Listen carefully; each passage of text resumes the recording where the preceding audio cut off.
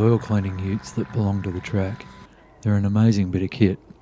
They drop special cement dust. It's proper motorsport stuff imported from overseas.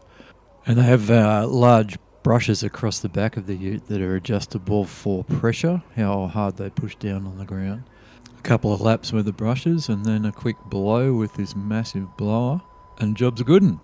Even my bike was fine, so I'm calling that a win.